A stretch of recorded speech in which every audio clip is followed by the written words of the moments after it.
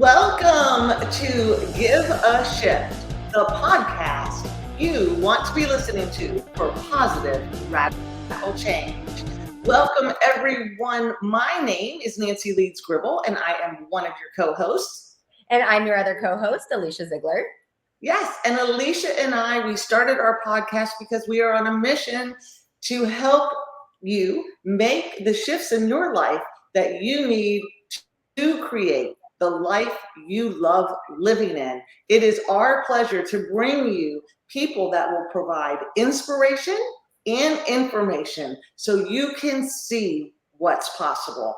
We are so excited. Today we have a very special guest, Kristin, and Alicia is going to read her bio. Okay, beautiful Kristin Hanggi. Miss Hanggi is best known for directing the smash hit Rock of Ages, for which she received a Tony nomination for Best Direction of a Musical. She also developed and directed the original LA and New York City productions of the acclaimed pop opera Bear. A partial list of stage productions include Accidentally Brave, Clueless, Romeo and Michelle's High School Reunion, and the Pussycat Dolls Live at the Roxy with Christina Applegate, Gwen Stefani, Christina Aguilera, and Charlize Theron. Also, as a film director, Kristin directed the film version of Accidentally Brave, produced by Steven Soderbergh, Naomi and Eli's No Kiss List, which debuted on Netflix's Top 10 list, Grantham and Rose with actress Tessa Thompson, and the musical film Dear Dumb Diary, which she also co-wrote. She directed on Netflix's musical series, Julie and the Phantoms. And in June 2013, Kristin received the UCLA School of Theater, Film, and Television Distinguished Alumni Award. In 2020, Hanggi released a poetry book entitled God, Sex, Musical Theater, which is being adapted into an unconventional stage experience with music by Scottish singer-songwriter KT Tunstall. Her new musical, It's All Your Fault, Tyler Price, opens in Los Angeles in the fall, which Hanggi co-wrote and is co-producing and also directing. Kristin is the co-host of the popular podcast, Let's Play the Create podcast, alongside Natalie Roy, who we had on last week. Yay! And she's busy, and she gave us her time, so let's ask her all the amazing questions. Oh my God. Welcome. We're so excited to hear your journey. I have to say the title of what you're writing, that's like a nice mixed bag of God, Sex, and Musical Theater. I like to say God, Sex, Musical Theater. It's three of my favorite things. I love it. And well, we would love for you to share with us kind of more about you and about your journey. Yeah. Oh, well, there's so much of it. Where to begin? I mean, I always love to tell people that I was just a little girl that liked to play pretend. So if you were my neighbors, I would have said, come over and bring a cape and bring something that can be a wand and bring something that can be a crown. And we're going to put on a show in my backyard. And it was just what I loved to do. In fact, I couldn't imagine not doing it because playing pretend just seemed like the most fun thing imaginable. And I have a ton of cousins. So every holiday I would call my cousins before Thanksgiving and be like, okay, this is the production that we're going to do. Here's what your part is. And then as soon as they would get together, I'd be like, all right, here we go. Here's how much we're charging. I love it. I used to charge my parents monetize my creativity. Yeah, I would charge my parents money to watch my little brother and I perform for them. My little brother was very gracious. He would let me dress him up in all sorts of costumes. Love it. And yeah, it was just what I loved. And I felt that I couldn't imagine not doing that. So undergrad, I went to UCLA. I remember a time very specifically when I was at UCLA where I decided to take a playwriting class because I was like, oh, that looks easy. That was my thought. That looks easy. And I needed some more units. And my dad had always been, I want to say like a frustrated writer growing up. He had been a school teacher. Both my parents are school teachers, really gifted teachers, educators. But he always had this love of language and of writing. And I feel like I inherited that from him. And my grandmother as well on my dad's side was also a writer, but again, kind of a frustrated one who, when I was like a little girl and I'd go visit my grandma, she'd bring out her writing for me to read and like share her stories with me. So I think I've just always had a love of people that have trouble getting their stories into the world. That's like that's a real soft point in my heart is when someone has something they want to say, but they have some sort of barrier. So that affects me later in my journey. But at the time I get to college, I'm like, playwriting, easy. I can do that. I write my play. And my playwriting teacher was like, you should put this on. I was like, I love to put on a show. Let me do it. So, true story, Milo Ventimiglia from This Is Us, he was my stage manager. Oh, wow. I didn't Wow. my stage manager, yeah. But I had a bunch of friends who were in the show and we did it. And I remember my professors telling me, oh, you're a director. And I never tried on that word before because honestly, I thought that was something that men did. I didn't know that was available to me. But as soon as they said it, I was like, oh, yeah, I've been doing this my whole life. And then I got really excited to go, well, what am I going to do next? What's the next story I'm going to write? What's the next story I'm going to direct? And so with my like little money that I would make waiting tables at my side job in college, I would buy my props and I'd go to the other designers in my college program and I go, oh, you do lights, you do costume, let's put on a show. And I think in undergraduate, I did like 13 shows. Wow. Yeah. I went to film school and you're like, I'm going to do maybe one film. I had to go slow. And my life would be so much probably more well-adjusted if I did. But it was just so fun for me. I think I love the power of community. And I loved that we could all bring our gifts together and like make something that was bigger than all of us. So, this is an interesting story, at least I think it is. I took an intro to directing class after I realized, I think I'm a director. And I remember my professor telling me, you have to have a point of view. You have to have something you care about. And I walked all around UCLA going, what do I care about? I had no idea. 19 years old. What do I care about? What do I care about? Who am I? What's my point of view? And I had I'd been taking a gay and lesbian studies class at UCLA, and I had missed one of the classes where they watched the life and times of Harvey Milk. So Harvey Milk, for those people who don't know, was San Francisco's first openly gay elected official, and he was shot while he was in office.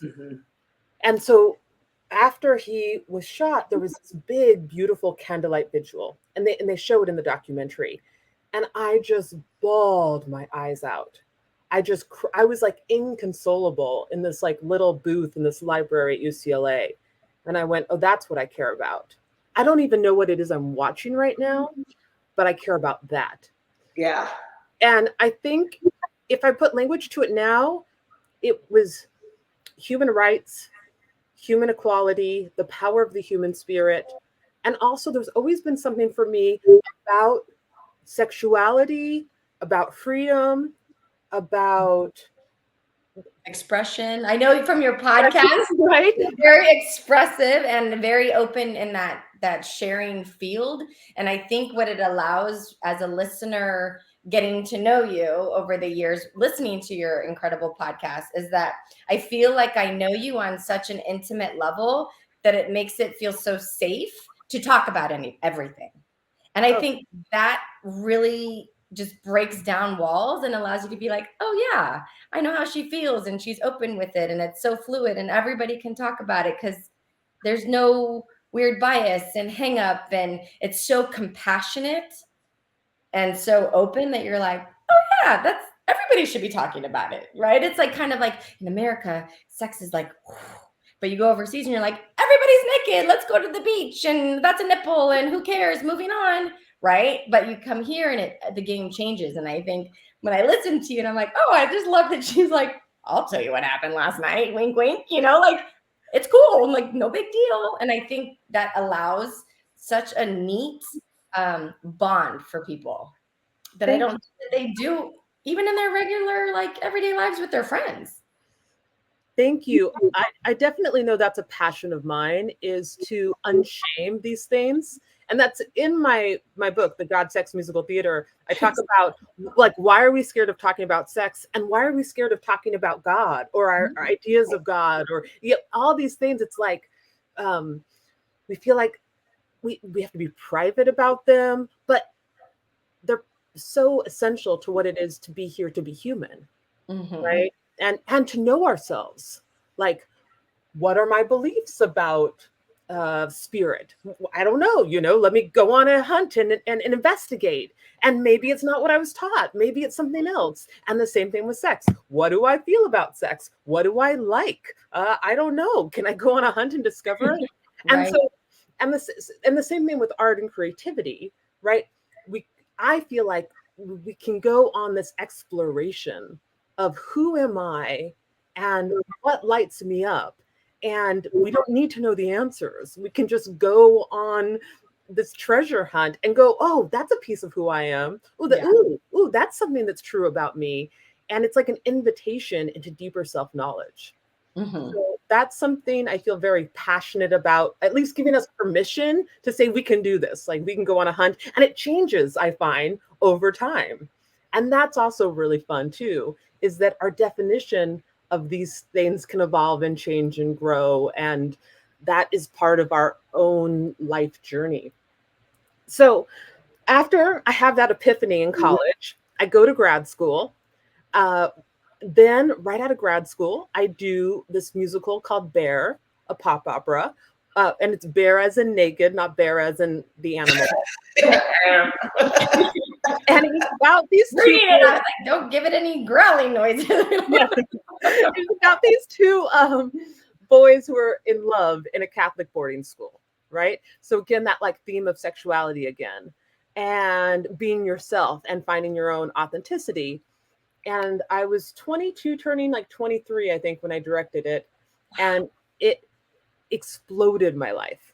Wow. So all of the sudden, I went from like, I think one day I will have a career in the arts, to suddenly Broadway producers were coming to see my show. I remember George C. Wolfe came. I remember Michael Mayer came. And then all of these agents came. So the heads of CAA ended up seeing our musical, and then they told all of the agents to come. And then next thing you know, all these studio heads were there. I remember Jeffrey Katzenberg was there. Like, so you have to imagine little Kristin in her like white Ford Aerostar from like 1992, all of a sudden found myself like signed to CAA, and was suddenly like in meetings. I was like, whoa, oh my gosh, I guess maybe my life is happening. And I remember a Broadway producer took me to lunch at Kate Mandolini's. And this is a time where I would like park so far away because I was so embarrassed about my car and like walk. And she said, honey, we discovered Susan Stroman, and now we discovered you. And I remember going to the bookstore and buying more books on musical theater, because I was like, if I am going to be a Broadway director, I better learn more. Yeah. Like I felt like, is this, and so that was wild. It definitely like shot me into what I think my purpose was. And what was really interesting then is, let's see, that was in like 2000. It wasn't until 2004 that show opened in New York. So it was 4 years. At the time, I thought it was an eternity. Like if you told me now that a show I'm starting is going to open in New York in 4 years, I'd be like, lightning speed. Then I was like, is it ever going to happen? When's my life? I'm a failure. We can't make it happen. Like all this drama. So I remember feeling, I did have a sense of peace that came on me because at one point they were talking about having someone else direct it. And I remember feeling so peaceful because I just had a feeling it was mine and that my job was not to worry about that. And I think that was the beginning of kind of like this spirituality that started to move through me. Another thing that happened around that time, so I started directing all over Los Angeles theater after Bear. I did a bunch of stuff with Mark Ruffalo's theater company that was really fun.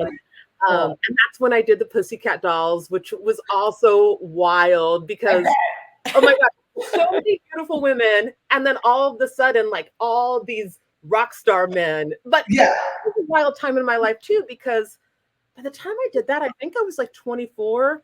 And yeah, and there was all of a sudden, it was like Tobey Maguire was in and Kirsten Dunst. And like you would look around the room and it was just like a huge stars of stars. Yeah. And the fun was, though, that there were all these rock stars. They started to tell me stories. Like, I was such a tomboy at the time. Like, I only ever had like ponytail and sweats. Like, at the time, I think, you know, part of my interest in sexuality is I think at the time I was so afraid of my sexuality. So I was very like hiding from it, even though I was interested in talking about other people's sexuality in my work. I was not ready to go there. And I think that's because I felt a lot of shame from a real Christian upbringing, right? So I was like, okay, well, the best way for me not to have to deal with that is like, let me build a barrier. And I also think when I was an undergrad, I like had sex for the first time and I thought it was awesome. And then I just wanted to do it all the time. And then I had so much shame that I was like, I was my own policeman who was like, I need to stop. And the best way to stop is to like, let me gain weight. It wasn't conscious, but and let me like literally like hide my body. Right. Yeah. Yeah. Can I ask just a quick question? Was there any part, just kind of circling back to when you were like, oh my gosh, I didn't know a director was open to women. Was there any of that in play? Like, they need to take me seriously because I'm a woman and I'm going to downplay it a little bit? Or is that like, Nancy, no? That doesn't happen till later. So Nancy, that's so much a part of my story, but in a hot minute, that comes into play in a big way. So I'm not conscious of that at all at the time, that I am being taken seriously because I have a very strong look, right? And the look is not feminine. The look is kind of, kind of tough. There was a tough shell. Sure. And like domineering or just like you get it done. You get stuff done. Yeah, get stuff done. Yeah, exactly. Yeah. And but I do think doing Pussycat Dolls, I just was like, ooh, pretty girls. Like I was also like, this is fun. Ooh, like I just Dina Von Teese was in the show and she did her martini thing, and I was like, oh my gosh, being girly is delicious. Like I think it. And I was like, wait, I want to wear bright colors too. Like I think that desire was awakened in me during that time. So also, these rock stars would come in. I remember a time specifically, I think it was Kid Rock, who like was telling a story about his first days and his first time playing the Roxy. And there was Dave Navarro was dating Carmen Electra, who's also in the show, and he would come in and tell his story about the first time he played the Roxy. These stories plant in my head of, oh, I wonder if there's a show about the Sunset Strip. I was really obsessed with Hedwig at the time, and I loved how Hedwig was so contained. And I was like, there's a mythology here, I realized. And the mythology to me about people who have dreams, who come out to be rock stars, was very interesting. So this is one of my big shifts. I have this awakening. During this time, as you can imagine, I'm partying a lot. I am going out. You are a rock star. Right. I am having a lot of fun. Yeah. And at one point, I have a night where I like party too hard, as I'm sure many people have had. Yeah. And I woke up the next morning and I had this feeling of like, no, this is not who I am. And I could see that I had been like kind of gaining weight steadily and then kind of like partying a little too much. I could almost see that my life could like split in two ways. And I had this vision of myself, like in the mirror, almost kind of like looking at myself. And the vision I had of myself was someone who like I had an apartment filled with light, and I was doing yoga, and I was putting fresh cut flowers on the table, and I wanted to be that girl. And she was peaceful, and I didn't know how to get there. And I had this like inner shift pass over me, and it said, right, and we will help you get there. Ooh, Right. So I started journaling every morning. wow. And over the next year and a half, I lose 80 pounds. Wow. I would just do what would come out. It was kind of like morning pages, like the artist's way.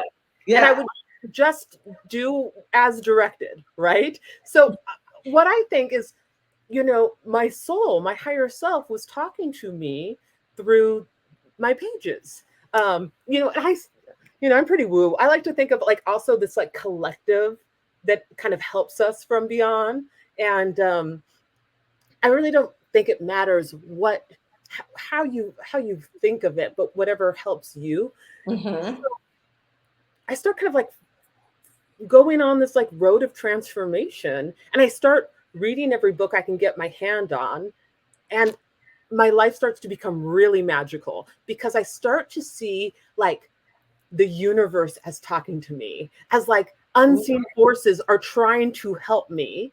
And as I could imagine these unseen forces trying to help me, I start to like just see the signs everywhere and feel like the next book I get is the one that I need.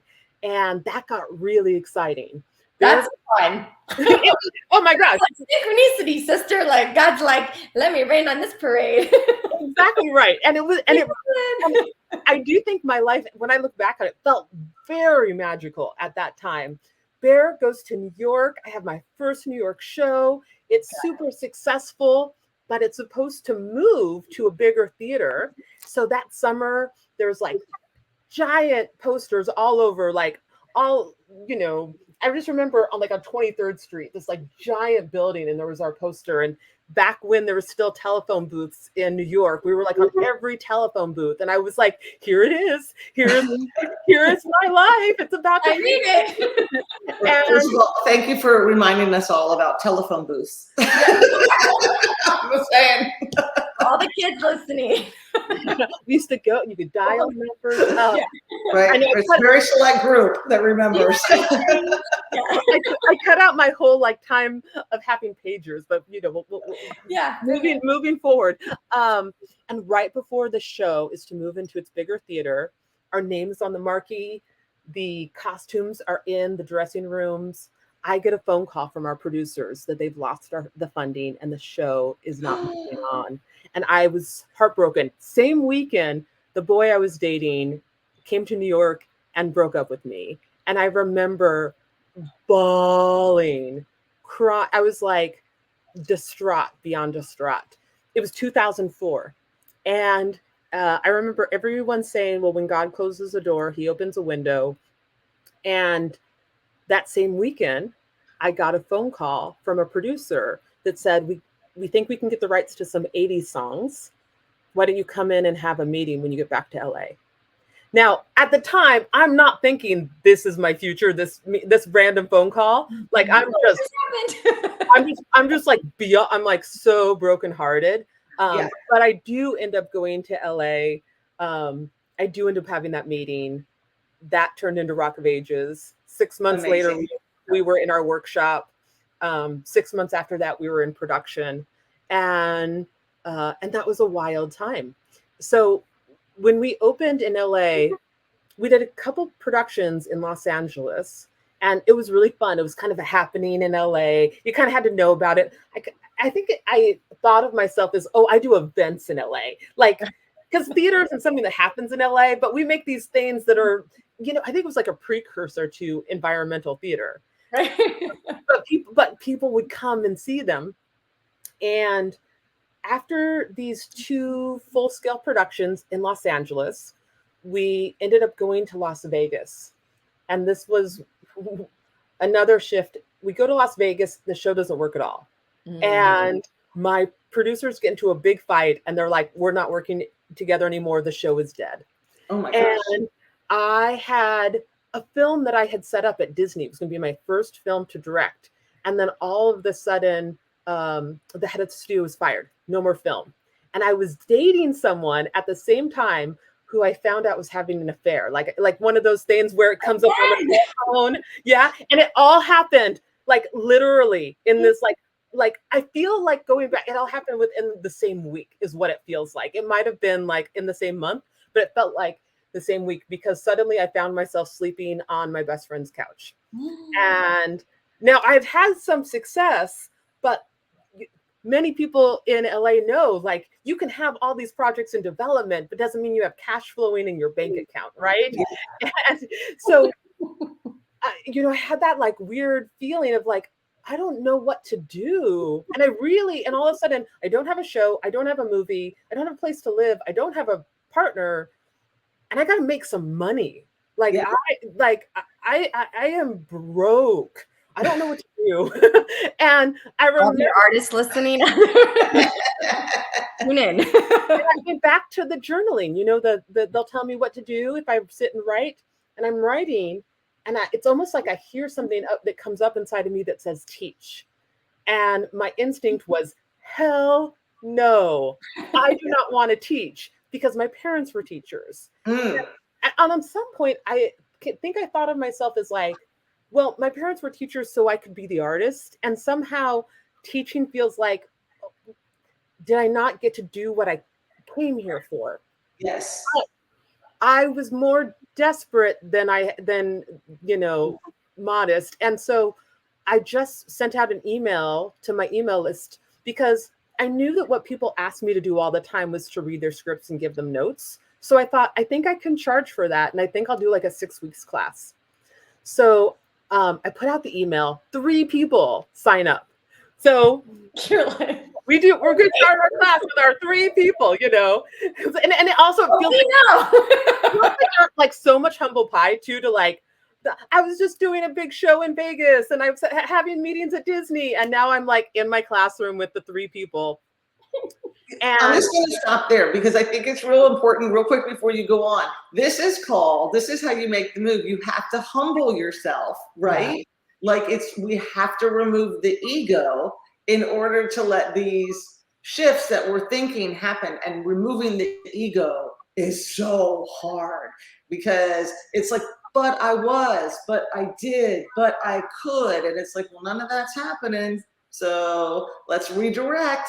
So anyway, I just wanted to throw that out in case anyone missed that part. And Nancy, that is so true. And something that I have struggled with my entire ride is there's this desire I have, and it comes from this little girl inside of me that feels like really nerdy and like she might not be cool. And she wants to be seen as something desirable, right? This like sweet little girl is like, oh, I want girls to want to play with me. I want people to not think I'm weird. I want them to like look up to me, and and that is a part of me that I've continually had to like love and re-love, is like, oh, what happens if I give validation to myself? What happens if I accept myself? Or even if I don't accept myself, can I just accept that I don't accept myself right now?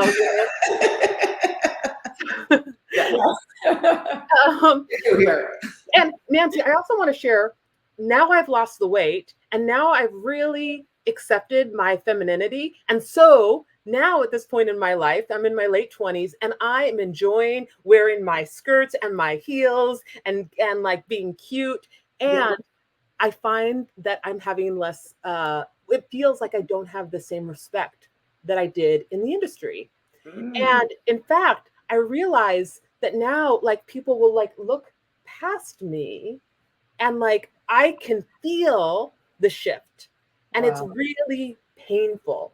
And around this time, I knew a director who went to USC, who was very beautiful, and she was having a lot of success. And she told me, and she was blonde and really beautiful woman. She said, I wear glasses when I pitch to tone down my attractiveness. And she was saying that could be helpful. And I was like, whoa, like they'll take me less seriously? Interesting. Okay. And it's still something I've struggled with, because it's not something I want to give up, right? It's like my love of lipstick and floral blouses. Yeah. And but I will say I have wondered if I think it's hard enough as a woman because people are not aware of their own biases. Like Right. people aren't aware that sometimes they feel more comfortable with a man running the room or a man running the set. And I Right. have found over and over in my career that I'm given less money to accomplish things. Or like they'll say, um, like uh we are running out of money, so instead of having all of this you thought you're going to have a fourth of your budget, now go. And I feel like I've spent a career figuring out how to make that shoestring Yeah. really go Right. far. But I feel like, and I don't know if you have this, but I feel like it still exists as an actress who's fit, that if I should book a job, luckily just being, I can be fit, which is always an issue, that when I do get to set, I'm actually bullied a lot by a lot of people or male directors that feel very combative because they're threatened by my physical fitness or my smarts or my suggestions. Or so I was telling Nancy, I've lost all collaborative experience on set because now I always feel like it's this tug of war of like, well, don't bring anything to him because I don't want to fight about it. And he's going to make some joke about your fitness and it's going to be this or it's going to be that. Or, people assume, like you said, well, you had people look past you. I'll have people come up and instead of hugging me, they'll punch me. Oh, wow. Hey, what's up? And I'm like, did it occur to you that just because I'm athletic like my dad, if I looked like my mom, you wouldn't punch me? But I'm built like my dad, who looked like Popeye. Like I kind of have it. And it's very interesting, I think, in our line of work that people do have a lot of that still, where it's like instead of kind of peeling back those layers and looking at the person and being like, she's just a beautiful woman. I can't wait to see what she brings to the table. Like this is going to be a great pitch, Kristin. This is going to be fun. Or look at you for something like, God, you have the most exquisite eye color. Like, what did you write? They don't do that. They go, well, the dress, look at her skirt's pretty short, and what, she thinks she has great legs, so this ought to be good. And you're like, wow, where did that human aspect come from, where we could be taken seriously for who we were as a human? Or, hey, you don't actually know my life story. Right? And if you did, you probably wouldn't treat me the way that you're treating me, but you're very assuming of how I got here. So I can only imagine that now that you've lost the weight and you're dressing and you're satisfying that piece of your soul that's like, I just want to feel beautiful and sexy. And now I can thrive in this. And now you're like, now I have this whole other element where I have to prove. Well, and what I don't realize, published, like I have critics, I have friends. and what I don't realize at this time, because it's probably now around 2007, maybe 2000, around 2007, that until 2010, in terms of the DGA, only less than 2% of film and television was directed by women. So I'm unaware of this statistic as I'm going out there, going for meetings, pitching things. I mean, first of all, looking back, I was so lucky and blessed just to get into the room. Like that was a privilege, just to get an agent, total privilege. And I didn't know how hard it was. I was naive to that. Right. And, but when I didn't get jobs how I hoped I would once I got into the room, that I didn't learn till years later, like, oh, there's actually a whole history behind you of women not working in the DGA, that it has nothing to do with you. It goes all the way back to the 1920s and women systematically being pushed out. So, and it doesn't change until about 2010 when it really starts to become important to start changing some of these numbers. Yeah. So when I look back, I have like so much compassion, but I've also been on this whole bent about, well, then our collective storytelling, right? For the last century, when it's collectively told by one group of people, it's those values then that go out into our world, because movies and film and television, right? They're watched everywhere. So the exciting thing now about more women telling stories, more people of color telling stories, more of our gay and lesbian brothers and sisters telling stories, is that we get more exciting values in the world of community, inclusion, diversity, More perspectives. perspectives, and we can start to look at history differently through a different lens, right? Like, well, and that's the thing, right? Like, you go back to history, you're like, you guys, do you see? It has existed forever. So why are you making it a thing today? Like, we have history. It exists. Yeah, and I think it's so exciting now to have TV shows like Reservoir Dogs or Reservation Dogs, like that TV show. I was like, they turned it into a TV show. I missed it. Reservation Dogs, Lovecraft Country. Like, there's so many cool different types of stories being told. But to go back to where I was on my timeline, at the time I decide to teach, I go into that class that has 3 people in it.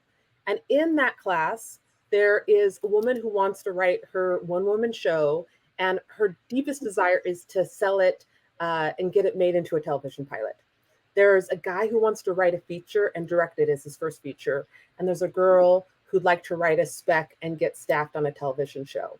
So we start working together. And over the course of a year, every single person did what their intention was. And wow. So I realized, I'm full on. I got chills.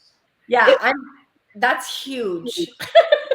I was like, wait, what is happening here? Yeah. I realized, oh, this is really kind of about metaphysics. Like, this is about what we're doing as community is we're just telling each other it's possible. We're just holding the space where where you can just show up and talk about how messy you feel your art is, or talk about your insecurities or the limited beliefs that come up. We can just say it to each other, but then we can reflect back. Wait, no, I want your screenplay to exist. I love this story. I believe in you. And that we could just keep doing it. And I was like, oh, we need each other. We're not supposed to be in a vacuum. And I realized for myself that my fears annihilate me when I'm alone. Yes. Yes. I lose belief in myself when I'm alone, but I need people around me to start speaking truth to me. Also during this time, I find Michael Beckwith. I probably found him a couple years beforehand, who from the Agape Center. Yeah, and I start to go to Agape, and that was a big shift for me. And actually, I found him. I'm just so damn happy there that every time you pull in the parking lot, you're like, "This is a party. This is a love party, and we're in the parking lot. We didn't even go to the building." Yeah, I remember now. It was right after the breakup I had. The one that the boyfriend I was living with at the time had an affair, and I remember going to Agape. And Michael was talking about if a seed is down in the cement, it'll find a way of getting through and cracking through the cement to grow. And I just had one of those moments where I was like, he's talking to me. This is me at this moment. I was like, oh, with my, things are not happening with my show. And I don't know where I'm living. And my movie, went into turnaround. And I was like, oh, I can still grow. I can still grow here. So then I have this period of teaching, going to Agape. I had a great set of friends then. And I feel like it was the first time I really had deep soul friends that were all on a growth path. So we're reflecting it back to each other, and we're having really beautiful talks, and we're helping each other move through things. And that was a very powerful time in my life. And I think as I started, and then my clients started to grow. So I started that year with 3 people, and then by the end I had 40. And wow. People started to pass my number around to film and television writers. So then I also got to work with a lot of people that were making things. Mm-hmm. And I had this bizarre phenomenon of when a client would find me, what they were working on was also medicine for me. So like they were writing a script and they're like, yeah, this character is really codependent. And then I could like see myself in their script. And I was like, oh my gosh. You're reading Codependent No More. No, yeah, exactly. Right. So I started to kind of be healed by what my clients were writing as well. And I realized, oh, it goes both ways. Like we are coming together for something that is healing, that is going between us. Like that's going on in my classes, and that's going on in like my one-on-ones. And as I start to see this remarkable growth occur, Rock of Ages, I get a call that Rock of Ages is going to New York. And I remember this moment. I was like running around the Silver Lake Reservoir, and like one of the songs came on as I was running, and I started crying because I missed it. I just missed it. And later that day, I got a phone call from the producer that was like, "We're back on." That's incredible. So then we went off Broadway, and then we went and then we moved to Broadway, and yeah, it was an amazing. What? And it did very, very well. And it did very well. Yeah, I got nominated for 5 Tonys. I got nominated for Tony, and then we got to go like all over the world, and but I actually think the work I did with my students, my clients, prepared me spiritually for what that was about to be. It taught me how to find peace inside of myself that was so important for when the pressure got bigger. So when the stuff got bigger, I had found like a deeper well inside of me. And then, you know, that rollout of taking that show all over the world ends up taking like a very large piece of my life, like a long time. And it was really, really fun. And I got to do it with like some people I love, like family. Yeah. And then at a certain point, when it was kind of like settling down, I had wanted to direct films. And I had almost always, since I was in my early 20s, had something in development.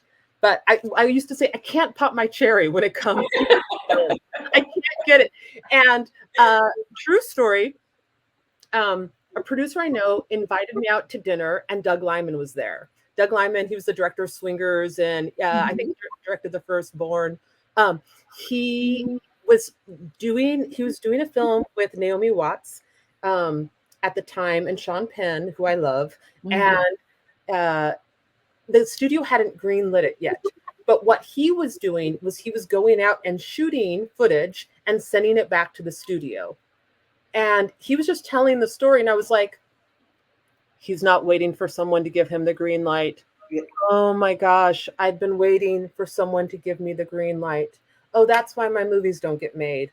I'm waiting for someone else to tell me I can make them. Oh, powerful. He wasn't waiting. He decided what he was going to do, and then he walked in that direction, and then everyone else got on board.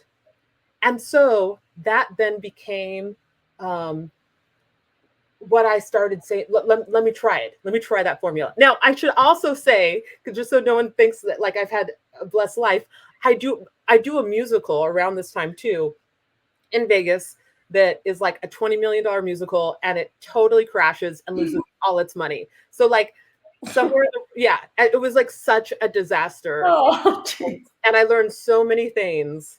And yeah, I learned so much of where either I don't trust myself or I don't speak up for myself when I know. Funny that you would say trust, because when you were saying that you had traveled and done all of that, I was like, I wonder how much self-trust that built for you. Well, definitely traveling. Right? And then you go to do something and it bombs, and you're like, my whole life is over. And you're like, wait, remember who you are. Remember who you are. I remember telling myself, I was like, well, you just really haven't failed until you've done a show that loses $20 million. Like that's like a different level of like. It's a different level. I'm really. But what was interesting too is like I could see how it affected other people's lives. Like people who like had moved to come out, and I was like, oh, all right. So now the stakes are higher. It's actually more important than ever that I listen to my vision, I communicate my vision, right? So then I could really start to see where I clam up, where I can get intimidated, where I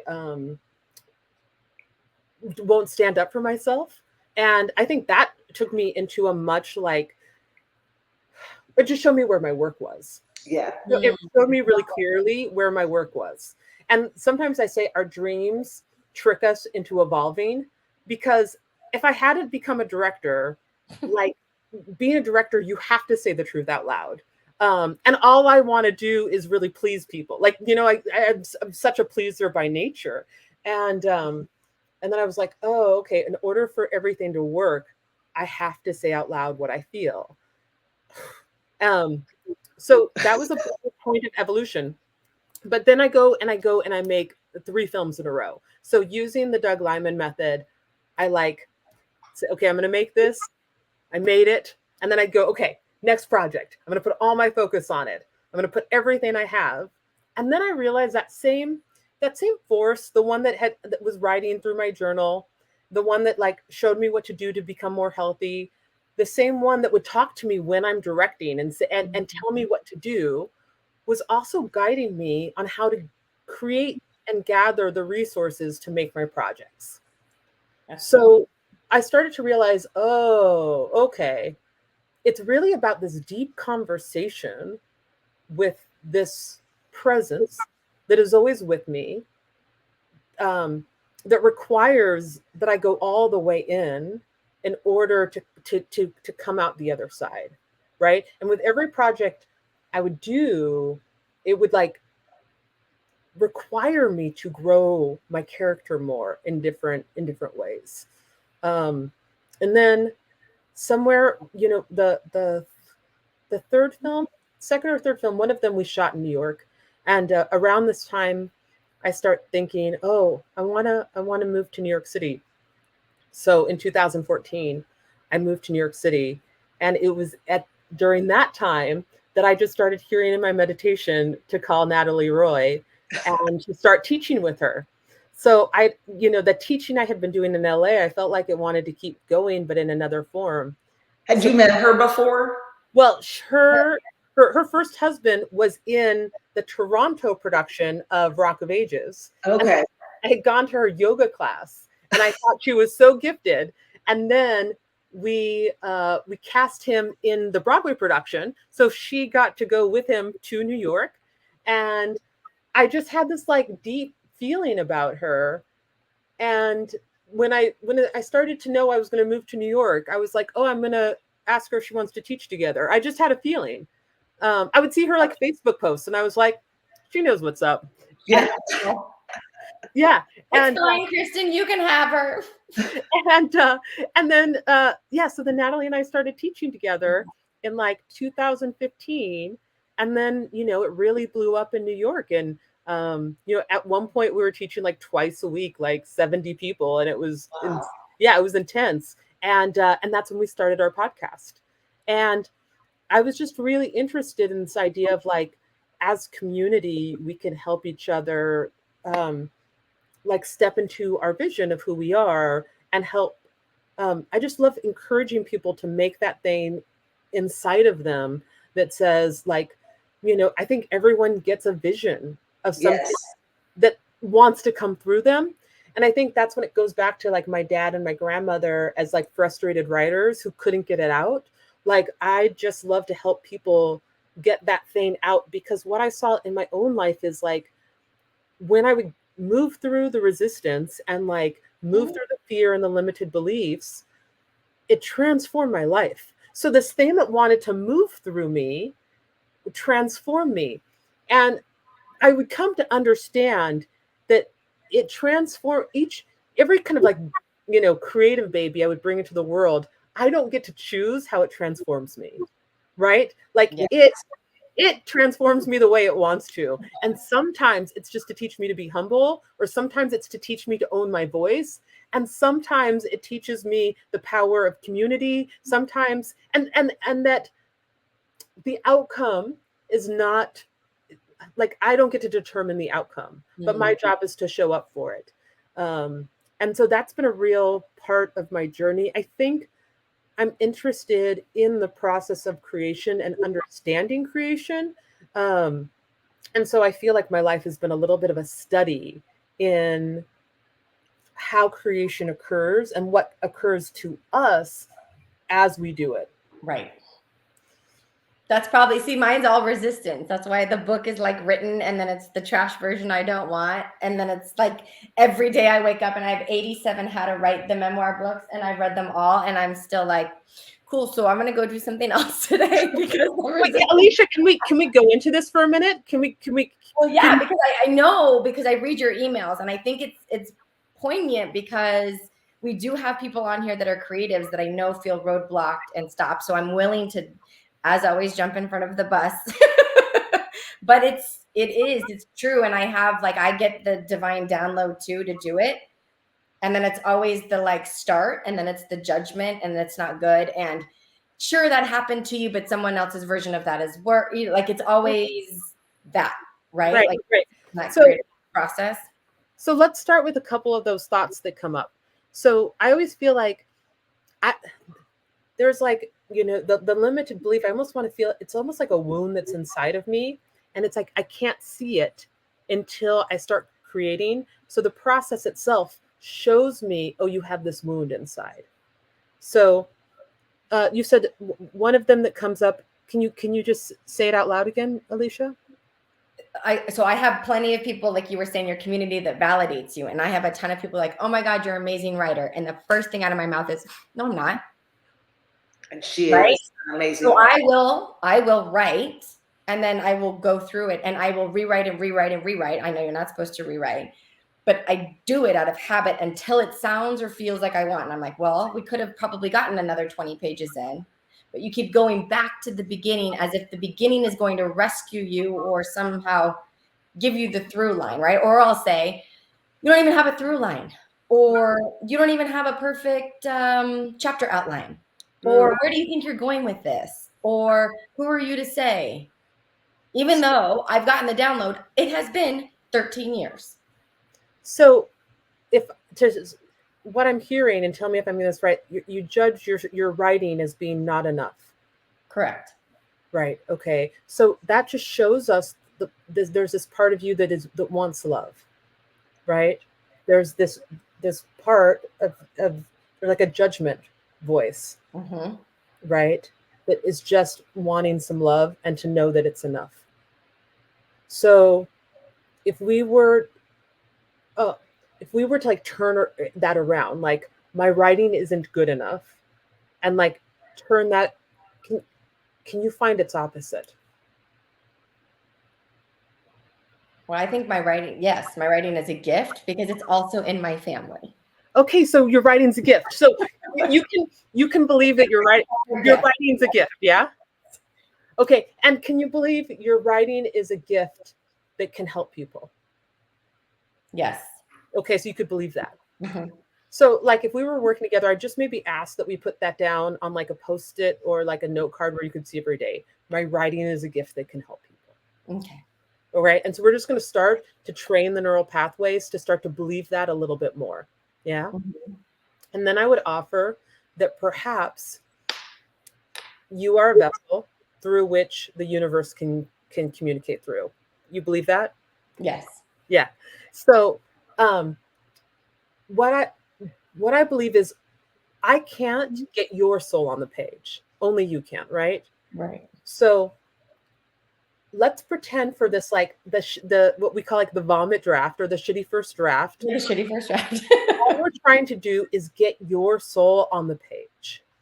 And so we'd ask like the inner critic and say, hello, inner critic. Or I would say even like editor, Madam Editor. And you are very wise and you are very discerning and you are great at editing. I just don't need that right now. Would you be willing to go into the other room?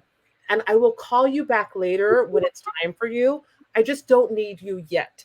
But right now is time for little Alicia just to play. She gets to be messy and to be entertained by herself. So I would encourage mess. I would encourage play, be outrageous, shock yourself, make yourself laugh. But that this first draft, this vomit draft, is purely for your own enjoyment. Okay. Purely to delight you. And then if a thought comes up while you're writing, it's been 13 years and you haven't finished this, why do you think you will? Right? The thought pops like, and then it's like, ooh, I'm typing, I've been having a good time, and then ouch, that hurts. We keep a little set of Post-its by the computer, and we just write down the thought, right? Oh. So like in a Byron Katie way, we're just going to write down, Sure. It's been 15 years, why do you think you'll finish this?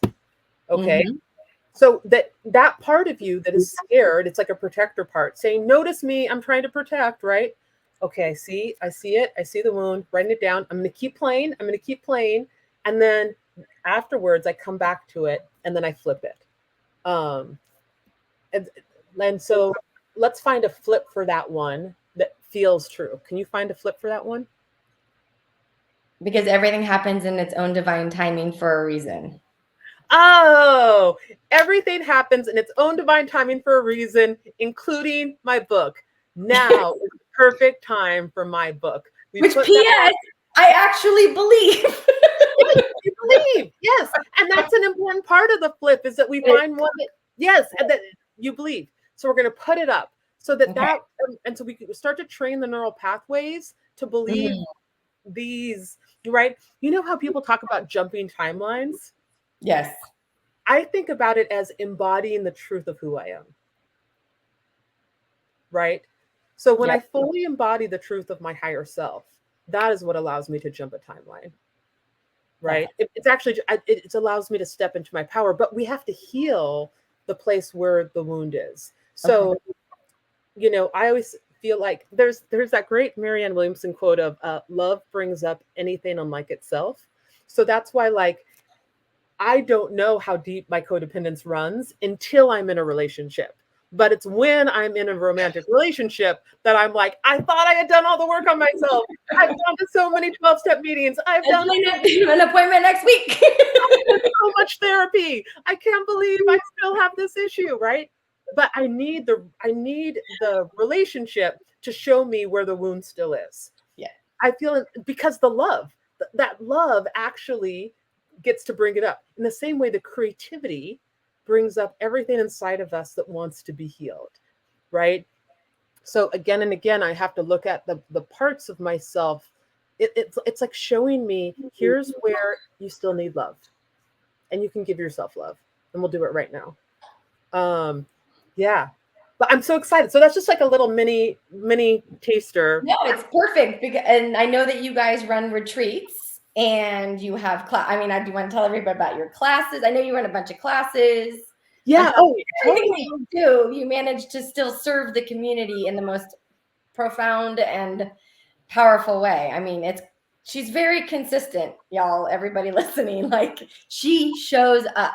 Oh, Alicia, I appreciate that. Because like one of my wounds is I feel like I'm not consistent enough. So no, I'm always like, oh, there's my email.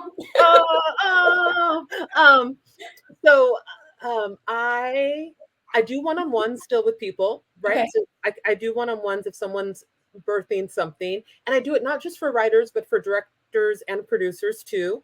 Okay. And that's a blast. And then I also have a thing called Story Space, which is kind of like the online version of what I started when I was in my late 20s with those 3 people. But now I have a group of people and we get together on a Zoom call twice a month and we share what we're writing. And we also have an online community. And there's a ton of videos that I've recorded about the creative process and about the writing process. But it's a place where we get to birth our ideas together. So that's Story Space. And then I also have a video course that I've made called How to Get Your Story Out. And that's just like a 2-hour video course. I don't like it when video courses are too long, because if it's longer than 2 hours, I stop watching it. Yeah. He watches them all the time. He's like, Yeah. don't watch it. Fast forward to the last 15 minutes. Exactly. Yeah, like there's so much precursor. Yeah. I'm just trying to tell you as much information as I can. I go, here's my master's degree and all of my years of experience in 2 hours. Take it and run. Yeah. So I have that video course too. You can go to my website at kristinhanggi.com and learn all about it. And you can follow me on Instagram. And yeah. And listen to your podcast.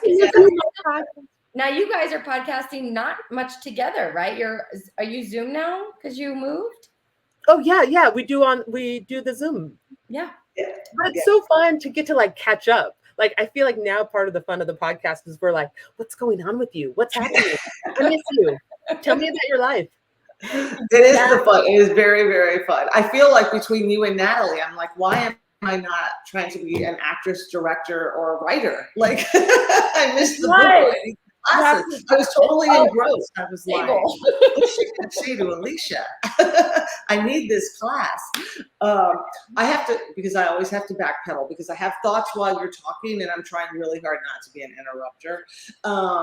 When you said, for anyone that thinks my life is easy and all these things, and it's funny you said that because I was thinking, what I heard was when things have kind of shit had hit the fan and you're in your friend's house, broken up and all these things, you went out and made something happen. Like you might have had a pity party for a day, a week, I don't know, but you didn't wallow and just stay there and say it's all over and it's the end. And you really took the curiosity of what can I do? What can I do here? What tools do I have? And you put that email out there. And then you didn't look at 3 people as like, oh, I mean, you might have thought it for a minute. Oh, it's only 3 people, but you still showed up as your best self for those 3 people.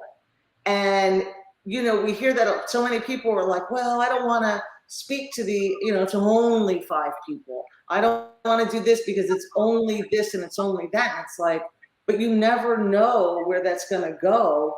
So go and give your best to that. And that is what I heard. I heard you going and showing up in your best self and giving to other people. And then it just grew from there.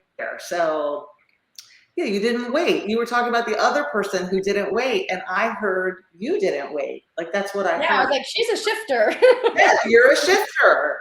And you make things happen. And I think it's so important. And it is really, truly what Alicia and I are just trying to get the message out. Like, we are not trees. We are not stuck. You might feel it, but you have got to push through, whether you can find that big thing or that small thing. Both of what you were talking about, divine downloads and stuff. I always say to people, like, those little hits you get when you're running or you're walking or your mind is free.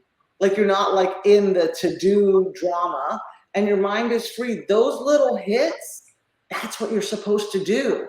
Like, go figure out what those hits, writing, journaling, whatever you need to do, but figure out what those hits are. And everything you've been saying, I love, because that's what I hear you doing. You're like, I got this hit, I was writing, and it's what keeps moving me and the direction that I know I need to go. And not easy. I can't imagine.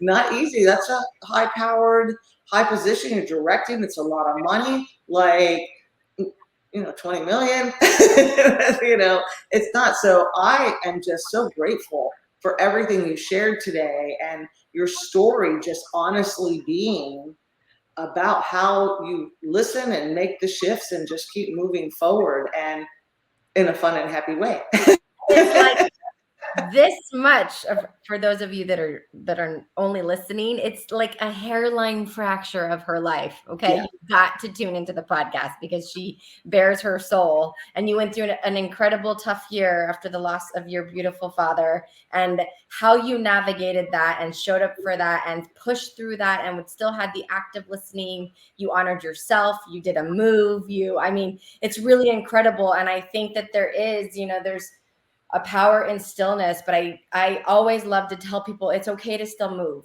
right? Even if you're rooted like the tree, your branches and your leaves are still blowing in the wind. Like that sense of movement gives you that feeling of like, I can do, you know? And I think that if you can listen, really be open to it, because I think that's a gift that you've given yourself, is listening since you were really young.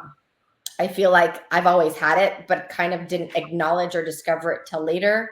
Nancy always talks about it. You know, I almost wore my God is dope shirt, but it's in the dryer.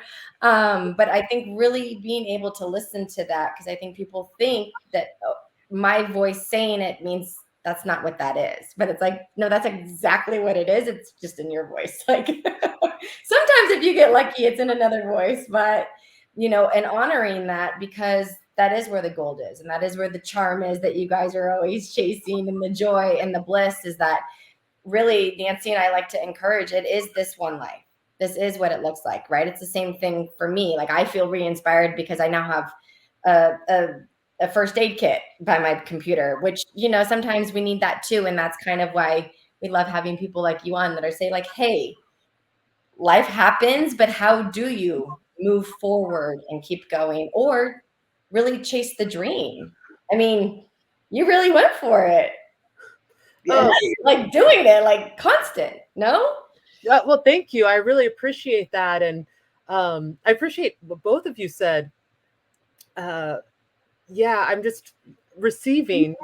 And I feel like it's been very interesting for me. I think two things.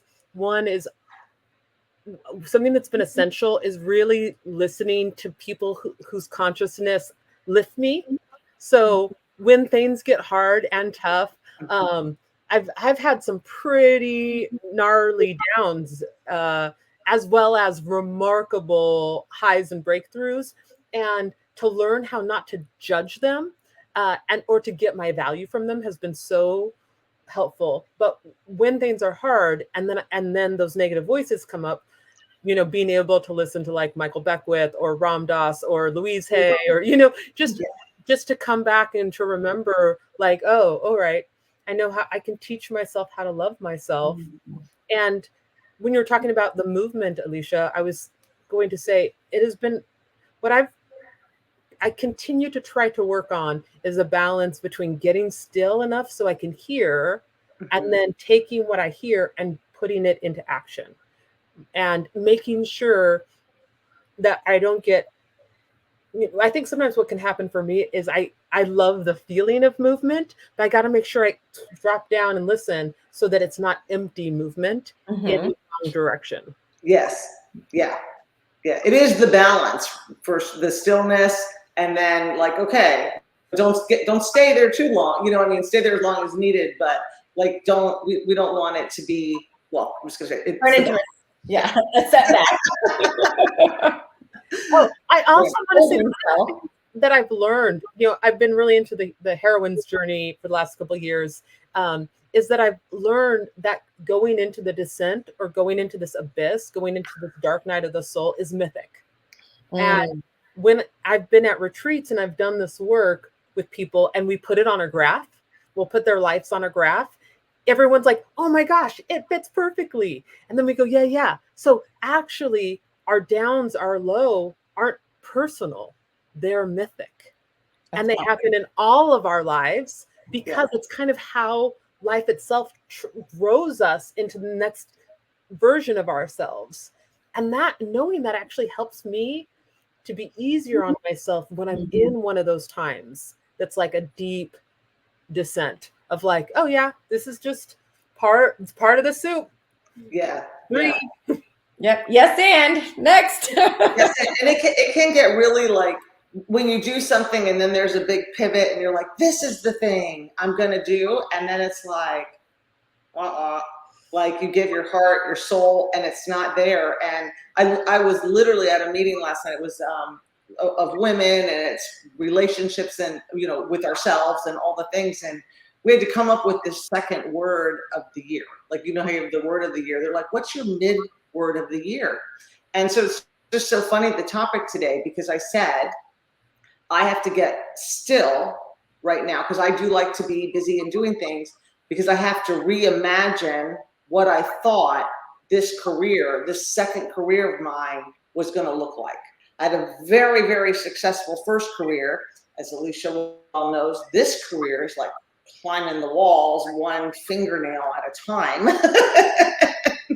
And I'm like, I have to stop and reimagine. And I was like, just because it's not looking the way I thought doesn't mean it's not going to work out. It might not, but just kind of doing that. And so it's exactly what you were saying, getting still and then listening and then knowing how to kind of move forward. So it's crazy life. It's life, right?